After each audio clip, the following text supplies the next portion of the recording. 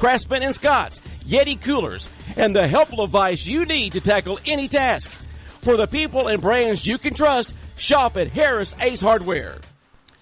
Time now for a look latest in local sports. And sports Thursday night at the Wayne County Touchdown Club held their banquet at the high school commissary. A lot of hardware handed out to celebrate and recognize the players and coaches on a region title and a trip to the second round of the state.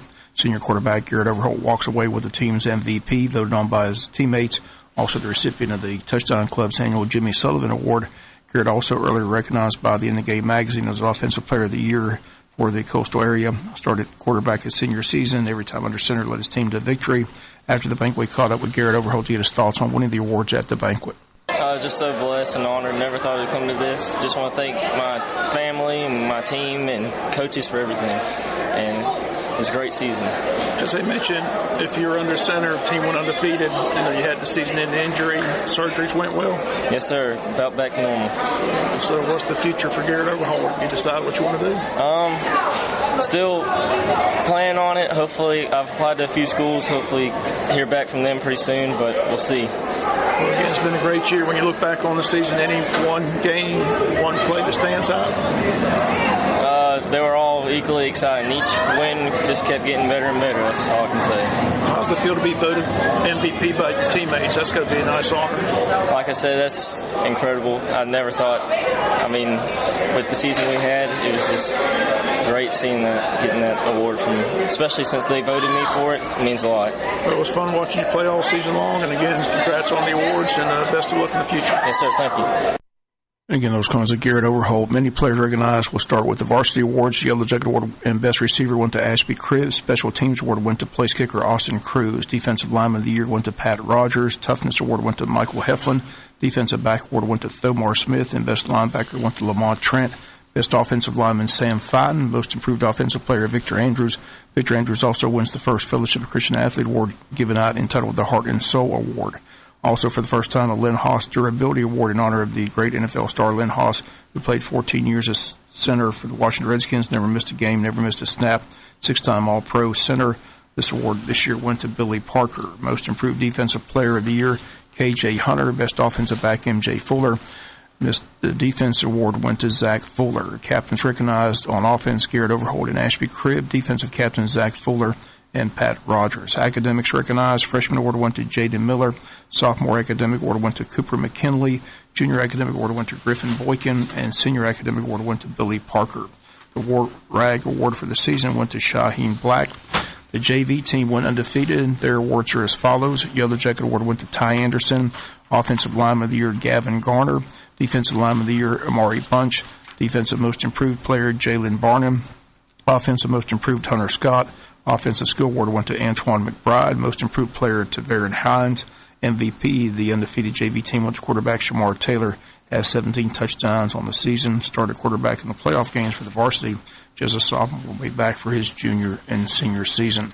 This year, a freshman team implemented by Coach Cribb, coached by Jason Brown, assisted by Jamie Knight and Ron Twilley. Their awards Thursday. MVP went to Trevin Wallace. Yellow Jacket Award went to John Austin Shaver. Best Defensive Player Award went to Terrell Wright. Best Offensive Player, Jackson Treble. Defensive Most Improved, Gray Davis. Offensive Most Improved, Garrett Beaver. Best Offensive Lineman, Jaden Miller. Defensive Lineman Award went to Riggs Ammons. Two other awards handed out. The Best Dressed Award went to Zion Dancer. He received a gift certificate from Davis Clothing.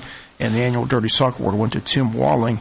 APB put out for the Dirty Sock Award, which apparently has gone missing. Touchdown Club had to get another sock, a new plaque, but that old award that has been used for generations is priceless.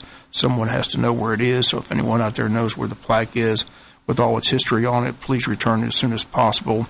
That's a part of Wayne County history that needs to be found. That's a rundown of the awards handed out last night at the Wayne County Touchdown Club banquet. High school basketball teams on the road both tonight and Saturday. Tonight in Statesboro, Saturday at Pierce County. Home on Tuesday to play New Hampstead. Both girls and boys varsity teams 2-1 in region play. Heading to Statesboro for a region contest tonight. Statesboro boys are ranked number 4 in the state in boys basketball.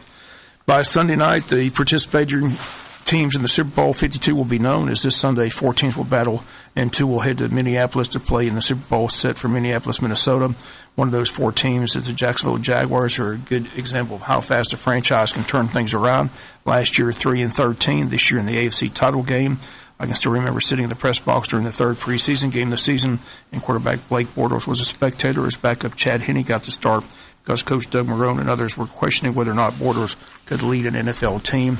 There was talk about benching him for the season, also talk about trading him, but in the end they started him, and here he is just one game away from a Super Bowl. Jaguars went out and shored up the defense, drafted a running back in LSU's Leonard Fournette, went on to win the division and win back-to-back playoff games. Now comes the toughest test heading into New England. We'll play against the best NFL coach in Bill Belichick and the best quarterback in Tom Brady. Odds makers don't like their chances, listing him as a 9-point underdog. The Jaguars have relished the underdog role, feel confident they can go into New England and get it done. Pulling hard for a Jacksonville win, but simply don't see it. I picked New England, hope I jinxed them like I jinxed 3 out of the 4 teams last weekend. NFC Philly at home against Minnesota. Sometimes it's just your year. That last play against New Orleans with Case Keenum at quarterback was a backup to Sam Bradford until an early injury put Keenum into the lineup. For the Vikings, now he's a game away from the Super Bowl. Nick Foles, a backup to Carson Wentz all season until late in the year. Now he's a game away from the Super Bowl as well. It's been 52 years and no team has played at home for a Super Bowl. Make it 53. I'll take the Eagles at home, making Super Bowl 52 a repeat of the Super Bowl that was played down in Jacksonville, Florida years ago, New England and Philadelphia. Looking at past Super Bowls, rematches occurred quite a bit. Pittsburgh and Dallas have played against each other in 3 of the 51. So I have New England against Philadelphia on Sunday, which means Super Bowl 52 should be Jacksonville and Minnesota. Enjoy the games. A reminder, both games right here on Big Dog Country, FM 105.5. That's going to do it for